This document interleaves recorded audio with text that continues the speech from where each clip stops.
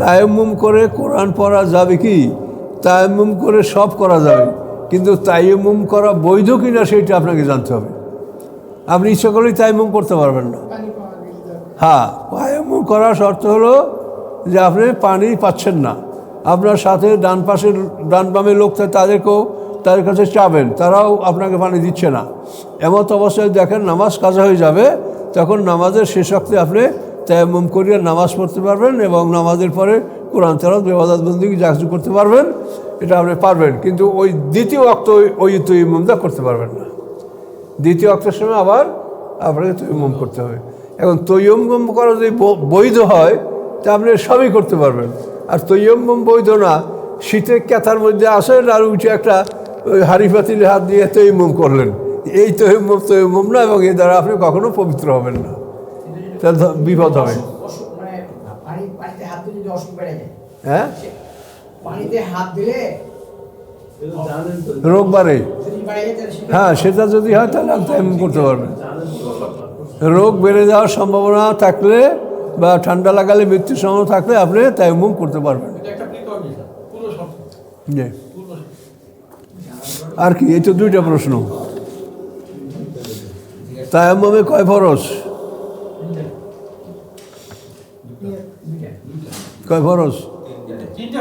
হ্যাঁ, 3 ফরজ। তায়াম্মুমের নিয়াতটা ফরজ। নিয়াত এবং মুখমণ্ডল মোছা করা এবং 2 হাত মোছা করা, এই তায়াম্মুম হলো 3 ফরজ। উযুতে 4 ফরজ, কিন্তু তায়াম্মুমে 3 ফরজ।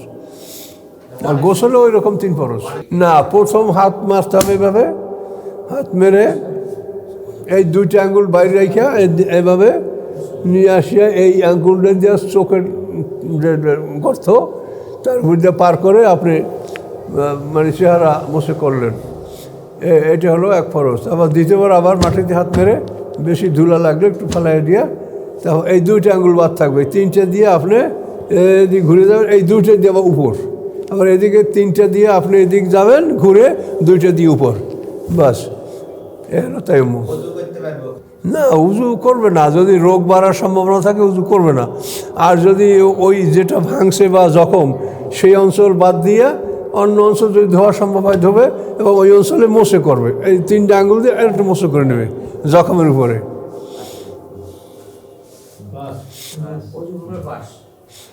আর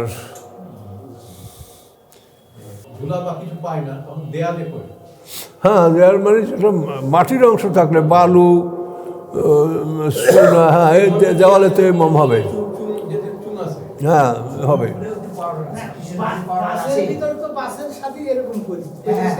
না, মাটি জাতীয় মানে যে যা পোড়াইলে গলে যায় না এই ধরনের পদার্থের দ্বারা তায়াম্মুম করতে পারবেন। মাটি পোড়াইলে গলে, বালু পোড়াইলে গলে, তো যে বস্তুগুলি পোড়াইলে গলে যায় না ওই ধরনের বস্তু দিয়ে আপনি তায়াম্মুম করতে পারবেন। মস্তারেরও থিওরি আছে কতগুলি। আস্তাগফিরুল্লাহ আল্লাযী লা ইলাহা ইল্লা হুয়াল হাইয়ুল কাইয়্যুম ওয়া আতুবু ইলাইহি, লা হাওলা ওয়া লা কুওয়াতা ইল্লা বিল্লাহ।